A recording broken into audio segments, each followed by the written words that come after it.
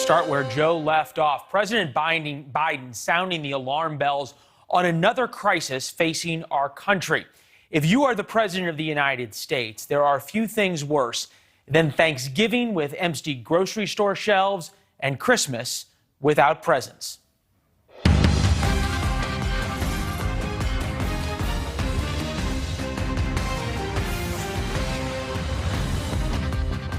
Good evening, I'm Leland Vittert. Reasonable people can disagree about the 70s. I have my own personal feelings, but will allow you yours. Some loved the music, others did not. Fashion of the 70s was questionable. Take, for example, bell-bottoms. I don't personally own any. I'm sure that comes as a surprise to you. But at least one person on my staff informs me that they are coming back. One thing universally agreed upon, the economics of the 1970s were awful. And they're coming back, too. Prices surged with double-digit inflation year after year in 1979. Inflation was 13.3% the final year of the decade, meaning the same dollar on January 1st bought less than 90 cents worth of goods at the end of the year. And unemployment hit 6%. Economists call it stagflation. That is the first step to the economy of Greece. The fix was painful. By 1980, 30-year fixed mortgage rates were 18.6%. That is compared to 2.75% right now. Those who lived through the 70s, like Joe Donnellan and I just talked about, whether they like the music or not, will all tell you about the gas lines. They stretched for miles as prices skyrocketed. The national speed limit of 55 miles an hour came into place to save oil. And the horrific policy of daylight savings time was introduced year-round to save energy. Translation for those of us who didn't live during the time, kids went to school before sunrise during the winter. Back to the Future, the movie, didn't come out till 1985, but let's go back to the future or forward to right now. Today, washers and dryers are up 11% from last year. TVs are up 13% from last year. New clothes, women's apparel up 11.9%. There is your double-digit inflation of the 70s. Gas is a couple of times that when it comes to inflation. We're going to get to President Biden's speech today in a minute, but he didn't mention inflation once. The government there, though, knows inflation is here and here to stay. Proof? The Social Security Administration announced a 5.9% increase to benefits for retirees. That's an average of $92 a month. The last year that saw such an increase was 1982, right after the inflation of the 1970s. Here's the New York Times description this morning. A stock market malaise with the shadow of 70s style. There is the word that people talk about in fear, stagflation. History does not repeat itself, as Twain said. It rhymes. So while gas prices are up, we have gas. But when we get to the store, after driving to the grocery store or the department store or the appliance store or the Home Depot, there might not be anything on the store shelves. Here's the president explaining why. I know you're hearing a lot about something called supply chains and how hard it is to get a range of things from a toaster to sneakers to bicycles to bedroom furniture. Well, where is all your stuff? Likely on a ship sitting off the coast of California. If you look at this live picture, the port of Los Angeles there, you see a cruise ship, but then you see dozens and dozens of freighters. 20% of all goods imported to the U.S. come through the port. And right now they are backed up with those dozens of ships waiting more than a week to find a slot to unload. And once the stuff gets off those ships, the port is overcrowded itself. America's trucking shortage and antiquated rail system make moving look like dragging a sand wedge through molasses. There's a bigger issue than getting your new iPhone in time for Christmas. The American consumer drives the world's economy. A slowdown of our consumption could send the world, most likely would send the world, into a recession. Here is President Biden's plan. Walmart, our nation's largest retailer, is committing to go all in on moving its products 24/7 from the ports to their stores nationwide. Additionally, FedEx and UPS, two of our nation's biggest freight movers, are committing today to significantly increase the amount of goods they're moving at night. While I'm not an expert on these matters, I am pretty sure FedEx, UPS, and Walmart already work 24/7. It's required to deliver packages overnight or have stores that are open 24 hours. Today, the president announced he worked out a deal with the longshoremen unions that unload ships to also work 24/7, even though MSNBC is skeptical. Here is their conversation with Secretary of Transportation Pete Buttigieg. What's your response to those who might say these extended hours at the ports, that's good, but it's really window dressing unless you have trains and trucks and warehousing companies all doing the same, all operating at extended hours? The president signed an executive order on this issue in February, and our department went to work right away. In July, I convened the entire ecosystem. Well, the ecosystem is convened, all is well. In the end, though, all politics are local, personal, if you will. And the president declined to answer what is on the mind of every parent when they hear about supply chain problems.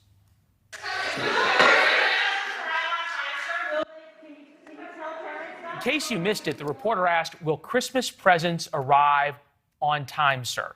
Since President Biden didn't answer that, we bring in Mitch Rochelle, expert on supply chains, among a couple of other things, macroeconomics and the like. Mitch, good to see you. All right. Should we start buying gift cards, give those as Christmas presents now? And so that you can use them in 2023, perhaps? And they're worth 50 or 70 cents on the dollar? Yeah. Exactly. This brings up a real point, though. Is this sort of an amorphous thing? And we look at that live picture of the ships off the port and you go, okay, there's a lot of money sitting there. Smart people in private industry is going to figure this out. Is there something materially to worry about? I think it's also a trucker shortage. Everybody uses the term supply chain and nobody really defines it, but it's the movement of things from point A to point B to point C, and we have a trucker shortage too. I just drove from Florida to New York, and I found myself in rest stops buying beef jerky and talking to a lot of truckers, and they can't find work. There's signs in every rest stop, truckers wanted. So we really have a transportation challenge in this country, and that's the sort of the gum in the works in the supply chain. It's interesting you say that because I'm an enormous fan of Federal Express, and obviously Fred Smith, the chairman, he's a personal hero of mine. But you've got President Biden saying, okay, they're going to move freight at night. All is going to be well. 2 days ago, we were reporting that FedEx had 10,000 job openings. And Amazon's got job openings, and UPS has got job openings, and the Postal Service is dysfunctional. So I don't think just willing something is going to solve the problem. It is a private sector, public sector partnership that will require this, to make it work. But I think at the end of the day, this is a labor shortage challenge, and you mentioned it at the top of the show. Yeah, 11 million open jobs. Here was Jen Psaki, though, basically saying we're doing all we can. Take a listen. Based on everything being announced today, can this administration guarantee that holiday packages will arrive on time? We are not the Postal Service or UPS or FedEx. We cannot guarantee. What we can do is use every lever at the federal government disposal to reduce delays. Forgive me, but are they using every lever? They're not nationalizing the longshoremen. That would change things. No, or how about the military? When people come back from military service, the number one skill that they have is driving trucks. We have all of these people who just came back from Afghanistan. They know how to drive trucks. Why don't we get those folks who would love to help deliver Christmas presents? But fair to say, in terms of policy, there's other things that they could be doing. In terms of a technical idea, it feels as though there's a lot of things that would perhaps be unpopular with the Democratic base and certainly with the unions that the president and the White House could do that they're not. 100%. And I think, look at what happened, the Port of Los Angeles. That was ultimately a union snarl. The people who unload, the longshoremen, the truckers unions, finally getting them to work 24 hours a day took executive action. So clearly, we got to get the unions on board. No question about it. I've got about 30 seconds left. What arm twisting does the president have left between now and Christmas, which is, 65 days away, 68 days away? I think cooperation with the private sector as opposed to finger pointing with the private sector. And I think there's been a lot of vilification of the private sector in the business world. And I think if they could find a way to collaborate better, maybe we'd find a solution. Too little, too late? Still possible to figure it out? Still possible. There's at least Halloween candy on the shelf still. There is that, but it's still 15 days to Halloween. Go buy your candy corn now. Mitch, thank you very much. It's good to see you as always, my friend. From a political standpoint, not much of all of this matters at a national level. Democrats control the House, the Senate, and the White House. Certainly, the midterms are in 2022. But there is a canary in the coal mine, so to speak, as it relates to politics. Virginia elects their new governor November 2nd. It's a Biden plus 10 state, but now it is a dead heat for the governor's race. Politicians on both sides are scrambling to convince Americans they are the ones to solve all of the problems that we have just talked about. And to talk about this key race, we bring in Dave Weigel, political reporter for The Washington Post, and Kristen Soltis Anderson, columnist for The Washington Examiner and expert in polling. Appreciate both of you being here. KSA, first to you. Is it fair to view this Virginia governor's race as canary in the coal mine, bellwether, call it what you want? I think bellwether might not be the best word for it, because statewide elections, they're subject to some of the winds that are affecting our national politics, but they also usually focus on a very different issue set. The types of things a governor deals with are going to be different than a senator or a member of Congress. But I think that it will be instructive to tell us a few things. First of all, it'll tell us if Republicans have any kind of a model for how to win back the suburbs. It's been really a big challenge for the GOP in the last few years, as they have eroded support in suburbs that used to be a little more, I guess, purple and now have become more solidly blue. At the other hand, this is going to be a testing ground to see if talking about issues around education is the right type of issue for Republicans to focus on. Glenn Youngkin has focused a lot on the curriculum that's taught in schools, the fact that especially in Northern Virginia, many schools stayed closed for a while. There are mask mandates in some of them, a whole host of issues, and he's made that the centerpiece of his campaign. If he winds up coming close or winning, this will be an interesting test ground for a type of Republican message in other states for next year. Yeah, and that's exactly where we're going with the conversation. This is one of Youngkin's ads. Take a listen.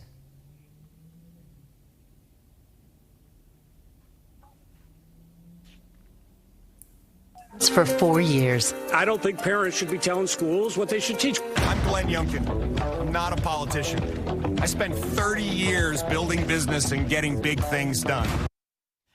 Dave, what do you make of the fact that so much of this race is about national issues? It's not unusual for Virginia. And if we were talking about Virginia 4 years ago, exactly 4 years ago, end of October, there was a common thought that Republicans focusing on MS-13, semi-localized issue, but about the broader immigration issue too, that was going to be the rocket fuel that got them the victory. They didn't win that race. So Democrats, I think, have gotten a little bit confident. You could use other euphemisms for confidence, in that they think this is a state where when you nationalize the race, more voters are now in league with Democrats than Republicans. So by bringing up Donald Trump, and Donald Trump is happy to insert himself into the race, that they think that is the kind of election where, yes, there's other stuff to think about. Yes, is what the governor is going to do, what kind of education policies, what kind of parole policies is going to implement. But it's nationalized because Democrats think it's good to nationalize it. It's nationalized in a different way for Republicans. I think Kristen said it very well, which is that they're looking at this and saying, okay, our suburbanites, if you talk for months and months about the experience they had with their kids on Zoom, the quality of education they're getting in schools, is that a message that pulls them back to the Republican Party? So Glenn Youngkin isn't running around saying, I'm Donald Trump. He's trying a message that he thinks would be successful around the country. And I was with him in Culpeper today, not far, I'm near Richmond now. And he said, when I win, the Trump agenda is gonna get a boost. It was around the country, it's going to send a message about what parents want. That's how he nationalized it. I'm glad you cleared up where you were, because it looks like a dark hole, and we appreciate you pulling over and taking this is not actually where I live. I just had to pull over at the we appreciate you pulling over and taking a minute to talk to us. That's a true reporter. Thank you. You make this point about tying anybody to Donald Trump for Democrats. They view that as Republicans' kryptonite. Here's Terry McAuliffe. Take a listen. For Youngkin, the most important issue isn't jobs, it's repeating Donald Trump's lies. Youngkin even said President Trump is why he's running. Glenn Youngkin wants to ban abortion and defund Planned Parenthood. Glenn Youngkin's far-right agenda is just wrong, and it would harm my patients. Glenn Youngkin wants to roll back gun safety laws, including background checks. Kristen, this was a Biden plus 10 state. That's 10, 11 months ago. The polls are tied. Why? The polls are tied, I think, because Terry McAuliffe, even though he's a former governor in Virginia, it just seems as though there is, Dave didn't use this word, but I will, complacency, that Democrats are just, they may not have realized that someone like Youngkin would be able to thread this needle in the post-Trump era of both winning a Republican primary, but also being able to run in a general election as someone who doesn't look like Trump. He doesn't sound like Trump when he talks. He's not a Trump clone, no matter how many ads Terry McAuliffe runs saying so. And in a way, you know, that montage of ads you just aired was really interesting because there were a different message in each one. And it's almost as though the McAuliffe campaign hasn't figured out how to define Glenn Youngkin. Do they try to say he's just like Donald Trump? Well, that's hard. That's not a message that really sticks. If you listen to him talk, he doesn't really sound like Donald Trump at all. And then they've tried this other strategy of saying, well, actually, he's like Mitt Romney. He's this big venture capital, private equity guy. Look, he was involved in buying away Taylor Swift's masters from him. You know, there's some ads out there that try to paint him as this Richie Rich type guy. And I just think they haven't settled on a way to define him as a threat that has stuck as effectively as, for instance, they were able to do when 4 years ago when Republicans were really amped up about something like MS-13. Hey, Dave, I'm so grateful to be able to talk to you on the road, just having come from a rally. And oftentimes reporters on the ground see things and feel things that are happening in the last couple of weeks of a race that you can't pick up in polling. You certainly can't pick up from a TV studio a couple of hundred or a couple of thousand miles away.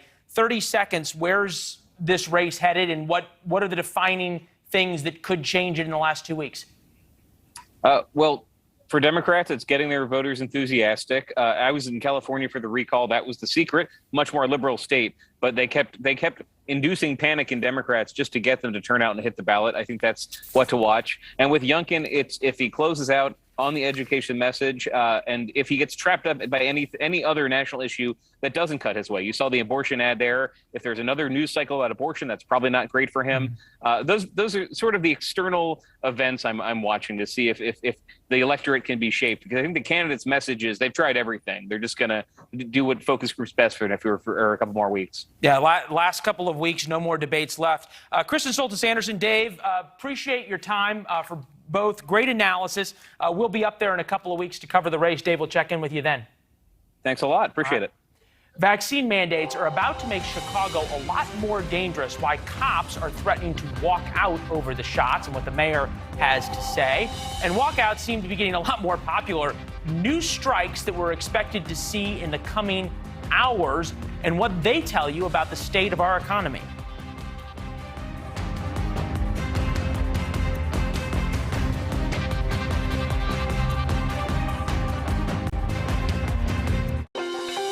Welcome back. We're going to continue our theme of things making a comeback from the 1970s. Strong unions can be added to the list. Last week, we told you about Kellogg's plant workers taking to the picket line. Now workers at John Deere, Kaiser Health, and a number of the Hollywood studios are all about to walk off the job to demand better pay, benefits, or working conditions. For John Deere, it'll be the first strike since the 1980s.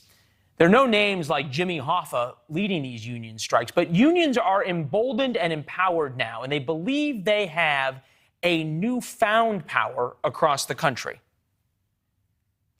I also think that the climate of the country is workers are standing up, and everyone across the entire nation is fed up with the elite taking everything. Bob Cusack, editor-in-chief of The Hill, joining us now. Bob, do they have leverage or do they have a friend in the White House? Leland, they've got both. I mean, there's no doubt about it. I mean, I came to Washington covering labor issues, and the labor movement has had its struggles, but they see some leverage here. Of course, that's going to hurt if these strikes continue. That's going to hurt consumers. And this is a terrible thing for their friend in the White House. And that's why I think that, remember, President Reagan with the airline strikers, he fired them. And you're just not going to see that because labor and the Democratic Party are tied together. Yeah, it's when Ronald Reagan fired the air traffic controllers in the first year of his presidency and changed the direction of the country. Mikhail Gorbachev said that's when I knew that Reagan would no longer bluff. Andrew Roberts, one of our producers, found a graph. I don't think we have it right now, but it showed that labor unions' favorability was at the highest it's been in 50 years. It was like 68%. 8%. Where does that come from? You know, that's a good question. I mean, as far as the labor movement itself, it knows that its percentage of American workers is small, and they obviously want to increase that. And there's legislation pending in Congress that would make unions stronger, and that has a real possibility to actually pass. Joe Manchin is on board with that. But the unions themselves, they see an opportunity to use their leverage, and they know the situation with what you talked about in the beginning of your show about shortages and people who are not willing to work. They're willing to work, but they want to get paid a lot more. And this is also tied in, Leland, to the minimum wage. Everybody wants, the unions especially, they've been at the forefront of leading for larger wages, even though some of their workers are already getting well above minimum wage. So it's all tied up in that and the frustration that they haven't been able to move legislation yet, anyway, that would benefit unions. One place the unions have an enormous amount of power still is at the ports, which is what President Biden was talking about today and where this pinch point is. And finally, now there's an agreement between the White House, brokered, I should say, by the White House with the Longshoremen's Union, to unload so many more ships and actually work 24/7. Evidently, longshoremen were used to working bankers' hours for a while. But it got me thinking that Jen Psaki said, we're going to use every lever of the federal government at our disposal. It seems as though there's a lot of levers right now that the president could pull on as it relates to unions that he's not. Yeah, I mean, he's not going to, certainly before the Virginia governor's race, which I know you were talking about, he's not going to upset the unions and mandate anything that they either nationalize or they have to do this or they have to do that. I'm not sure about the details of that longshoreman, but then there's a question of, okay, if they're going to be working round the clock, what kind of wages are they getting for overtime or double time and that kind of thing? So that's something, this is a prickly issue for the White House. The headlines have not been good in the summer with Afghanistan and the economy now, and unless things turn around, this could really affect Joe Biden's ability to actually get his domestic agenda through by Christmas, which, as you know, you talked about, it's, are people going to get their presents by Christmas? And the fact that, people may have to be signing up and getting what they want before Halloween to make sure it gets to Christmas. That is a big issue for voters, because those are everyday issues, and that could really hurt Biden's popularity. He got off to a good start. 100 days was pretty good, got the COVID bill done. But since then, it's been tough sledding. Boy, it's been very, very tough going, and seems to just keep getting worse. The president today coming out, giving a speech, it's sort of admitting to another crisis as it was unfolding is rare. Normally you hear from presidents once the administration's tried to clean a crisis up. Last question for you. You think about all this heading towards Christmas. Before Christmas, we have Thanksgiving. Is there a way that the president has and controls the Thanksgiving conversation in a positive rather than a negative way? Leland, I'm not sure how we can turn things around at this point. It's interesting today that in his, when talking to reporters, he was mentioning the bipartisan infrastructure bill, leaning that they need that, but he did not press progressives to actually get in line and pass that before this big, whatever, $3.5 trillion, $2.5 trillion, whatever the number is going to be. So is he going to start to change his tune on that? We need the bipartisan bill first, because that has billions of dollars for ports. That's going to be one to watch, Leland. Yeah, October 31st, Halloween week, is evidently the deadline for the discussion on that bill. That's when Nancy Pelosi says she wants a vote on it. Bob, great to see you as always. Thank you. Thanks, Leland. Well, the news networks have been buzzing about the borders reopening to travelers, but as we've reported, they've been open for months, just not for anyone planning a short-term stay. And tonight on Prime, a pregnant postal worker vanishing in the middle of Chicago. 3 years later, still no sign of her. It becomes personal. It's not just another missing person. This is our letter carrier. This is a sister. Tonight on Missing in America, the spot Kiera Coles was last seen alive, and her parents pleas for answers.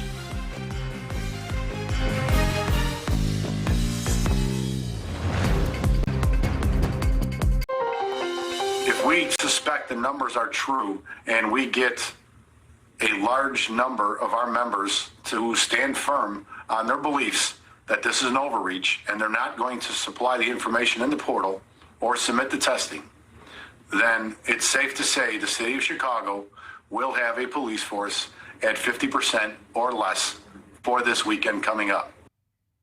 Yeah, that wouldn't be good. Chicago could be forced to sideline massive numbers of police officers starting this weekend. The police union president is urging members not to comply with a vaccine mandate ahead of the deadline on Saturday. The union is fighting this in court. Specifically, they're telling members of the union not to answer the question, are you or are you not vaccinated? The police shortage could not come at a worse time for Chicago. Already, there have been 629 murders in the city this year. That's a 4% increase over last year, which itself was a huge increase.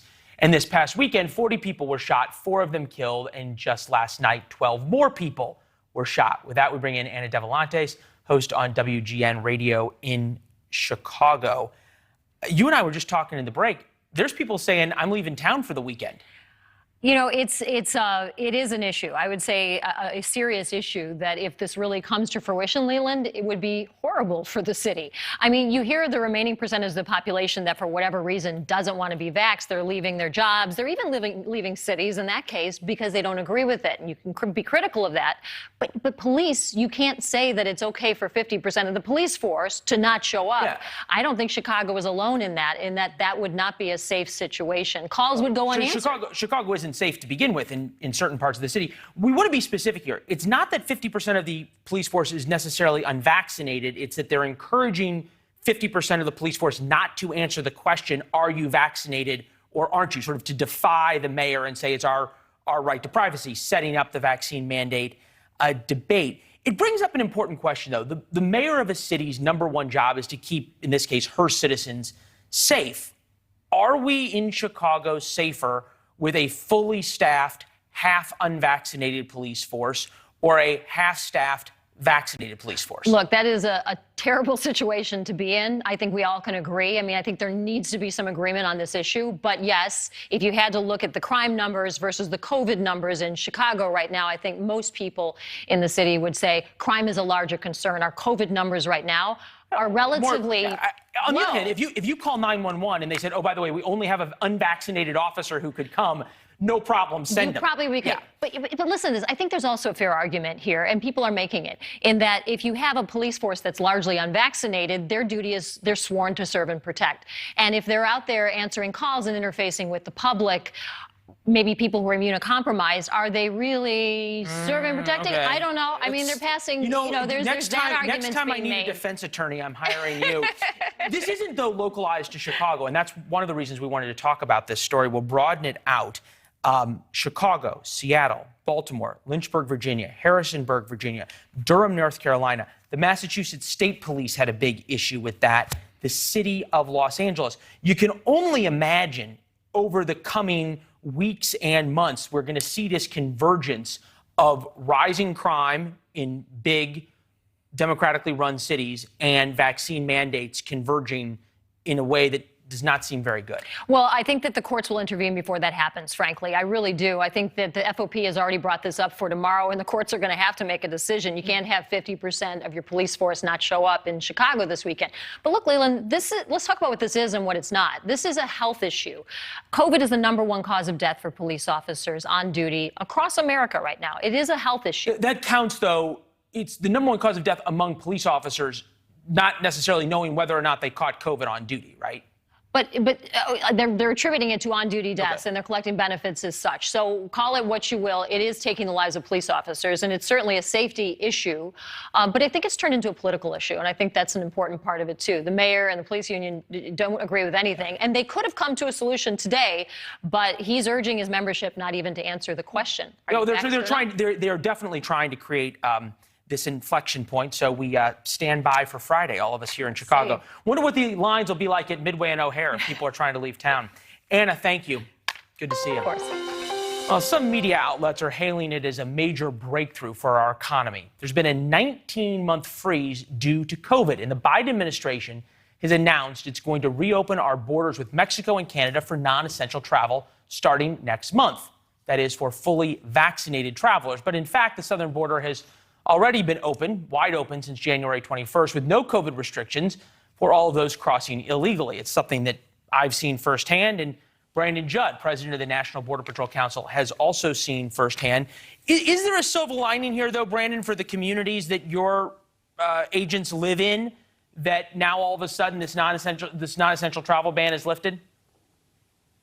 Yeah, this was actually overdue. We needed to lift this travel ban for an awful long time now, especially when you consider the hypocrisy of letting hundreds of thousands of people cross our borders illegally and get released into the United States. This just didn't make sense from the get-go. You know, there were ways that you could allow non-essential travel that comes into the United States that increases that benefits the economy. You know, this could have been done an awful long time ago, and that's why, for the most part, we look at this and we say that this COVID-19, these restrictions that are happening on the border for actual legitimate travel, it's all political. It's for optics. It's just so that they can say, look what we're doing, when in reality, when you look at between the ports of entry, the illegal entries, they have skyrocketed, and it really doesn't matter even if COVID-19 exists.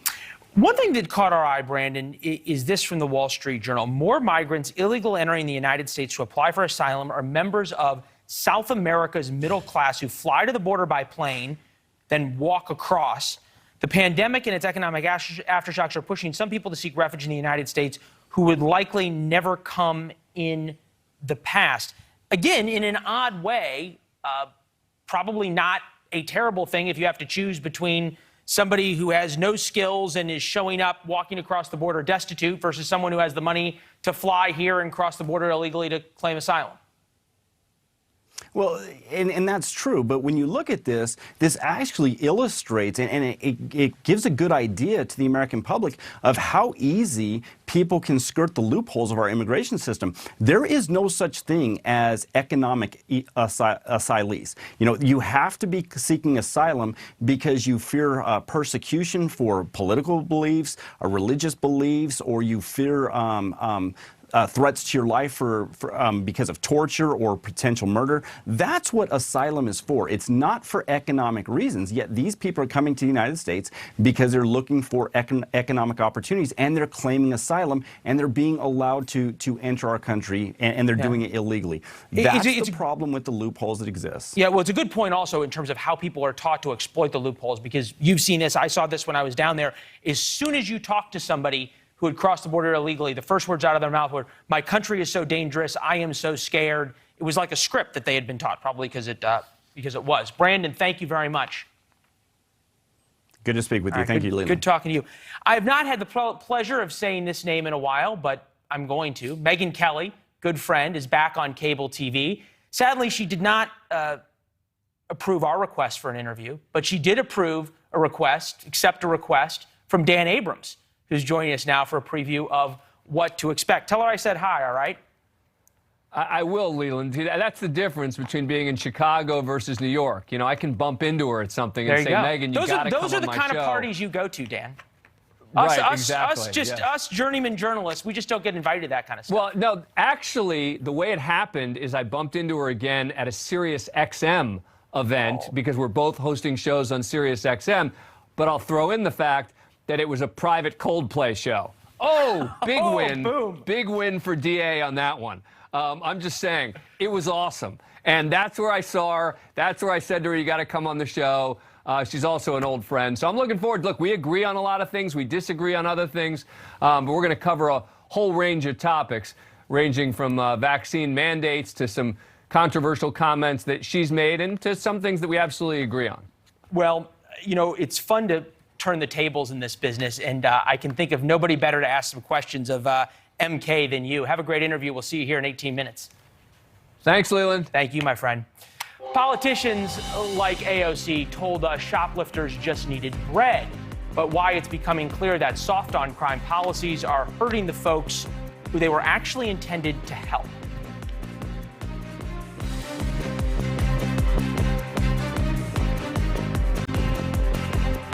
We need to do better. San Francisco needs to do better. We shouldn't be sitting back and watching anchor institution stores close. All right, Walgreens is closing 5 more stores in San Francisco today, not because of poor sales. In fact, merchandise is leaving the stores at an alarming rate. The problem is nobody's paying for the merchandise. Walgreens blames shoplifting gangs taking advantage of California's law that essentially decriminalizes stealing less than $950. The law's original design was to not overly punish the least fortunate among us, the classic case of a poor mom stealing diapers or formula, then hit with a felony. Problem is, organized crime from Tijuana to New York spotted an opening. So now Walgreens is closing 5 stores, including those in the poorest of San Francisco neighborhoods. One, the average income in the neighborhood is $35,000 a year. Walgreens says customers can go to nearby locations that are still open, which sounds fine. The other stores are about a mile away, which is not a big deal to some. But let's go back to that poor mom who rides the bus home after working a 12-hour shift, or the elderly that live in that neighborhood. As a good friend likes to say, perhaps right problem, definitely wrong solution. The irony now is all the moms in the neighborhood, well, they can't buy diapers legally or anything else for that matter. In many inner city neighborhoods, Walgreens acts like a grocery store. Ethan Behrman, liberal radio host and attorney, knows a lot about these neighborhoods, joins us from California. Ethan, are there going to be any stores left in California if all these Walgreens and Home Depots have to start closing? I mean, there still are mom and pop shops, particularly in San Francisco. You know, in New York, you'd call them a bodega.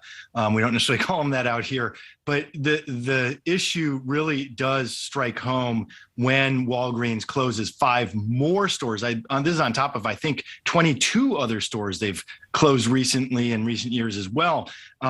Look, it's going to hurt those exactly as you described, Leland. This is one of those laws where Prop 47 that was passed in 2014, many of us warned that without proper programs in place, a law like that would have some of these consequences. So, yeah, also to your point, Leland, the middle and upper class will just shift to more Amazon shopping and 1 hour and 2 hour delivery services. Hey, Ethan, real quick, I only got about 30 seconds left. Yep. Apologize because it was a long intro. I wrote it, so blame me. Any desire or work to try to change any of these laws? No, and that's the sad part right now. We just have another recall going on for the former prosecutor up in San Francisco, Gascon, here in Los Angeles. So instead of fixing it, we're doing foolish recalls again, but we need better programs in place to help those who would choose to shoplift and get them out of that business. It's just a bad business for all of us. Yeah, and it's a huge business for organized crime, as we understand. Ethan, good conversation as always. Thank you. Thanks, Leland. Yeah. The sports world right now is reeling over the leaked emails from NFL coach John Gruden. Why this likely will never get back to the people actually in charge.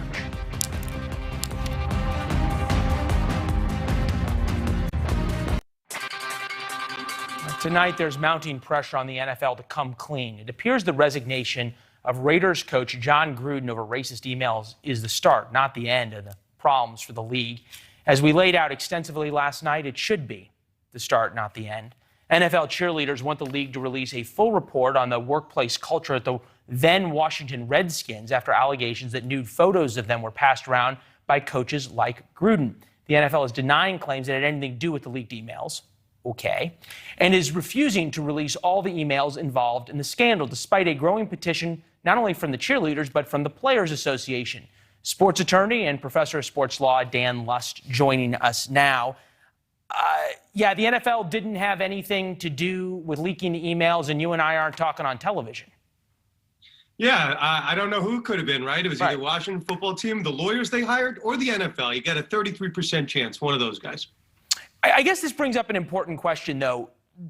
Do we believe that it was a coincidence that these emails were leaked right about now going after Gruden, as there were 650,000 emails that this law firm had gone through about the problems at the then Redskins? I think the timing is suspect because the investigation started in July of 2020, went all the way until July of 2021. I mean, how did they find these emails? It's a keyword search, right? They were looking for some of those bad terms, right? Some of the language that we can't say on television. I'm sure that came up closer to July 2020 than it did July 2021. Why is it coming out now? I think that's anyone's guess. But to say that the NFL only knew about it when a summary was provided to Commissioner Roger Goodell, I think that's really far-fetched. I think they've known about it for some time. Why they're bringing it out now, I think it's anyone's guess, but I'm not a conspiracy theorist here. But if the Raiders are 5-0 right now, maybe Mark Davis, the owner of the team, is making more of a push to save his head coach. But 2 consecutive losses on the Monday after that second loss to Chicago Bears, a game they were favored in. That's when it comes down. And maybe it's that easy of an explanation, right? The team is now no longer a Super Bowl contender. They've come back down to earth at 3-2. And now maybe the coach, is a very expensive coach, record-breaking deal, $100 million over 10 years. The thing that's missing, though, in this, these are leaked emails. What's missing is this report and this accountability into what was behavior that conceivably went far beyond just sending some inappropriate and racist emails around the clubhouse. Certainly. I mean, this was an investigation designed to figure out toxic workplace and sexual harassment, and the scapegoat was a guy that's not even employed by the organization. So, yeah, it's a strange scapegoat. I don't know how else you characterize him here. Where does this go from here? Is the NFL going to be forced to come clean on whatever this independent investigation found? Let's see. I don't know if the NFLPA is going to be able to get it. I know you mentioned the attorneys for the women are trying to get it. There's former female employees. There's a number of active litigation involving the NFL where they're now trying to get these documents. So is there a world that these documents come out? Certainly. I don't think the NFL is going to voluntarily give them up because the fans want them to. But yeah, there are not enough people's radars now. And it's just statistically improbable, if not impossible, that John Gruden was saying the only thing incriminating on that entire email batch. Yeah, 650,000 emails. Conceivably, there might have been some other things. Dan, we had you on because you were so outspoken on Twitter on this. What's surprising to me is that none of the networks, I shouldn't say surprising, what's saddening to me is that none of the networks that have NFL contracts want to talk about the bad deeds of the NFL. They all want to litigate how terrible of a human being John Gruden is, okay, but they won't go after what is the systemic racism and the systemic bad acts in the league. Yeah, I mean, I'll point out very clearly, right? We work, everyone that's listening to this works for some type of employer. If you say those certain words on a company email, HR is going to pop up and it's going to be flagged to some extent. Now, these emails are from 2011 to 2018. Someone should have picked up on it, right? It's very odd that the Redskins don't know about this type of communications occurring on their email servers until 10 years later. So, to your point, Leland, maybe that's just an issue with the Washington football team. Maybe, hey, these emails are just kind of, complacent in the organization. They just happen all the time. It didn't raise a red flag at all. So you are involved in sports law. The way to sort of rid the NFL of this stigma would be to do a keyword search of every team's emails for racist slurs, for homophobic slurs, for nude images, maybe text messages of coaches and front office personnel as well, and let the public know where it all stands. But we're not going to see that, are we? I think in ideal world, not just sports. I mean, I think that's the ideal way to do that. But on a spectrum of hey, the employers call the shots versus what's ideal world, you got to find a happy medium. Right now, the NFL is, their MO is just slide everything under the rug and hope we forget about it. But obviously, that's not working now. Is somebody said yesterday, the NFL is there to serve the owners, not necessarily to serve truth, justice in the American way. Hey, Dan, we got to run. Great conversation. Great conversation coming your way, my buddy Dan Abrams and Megyn Kelly.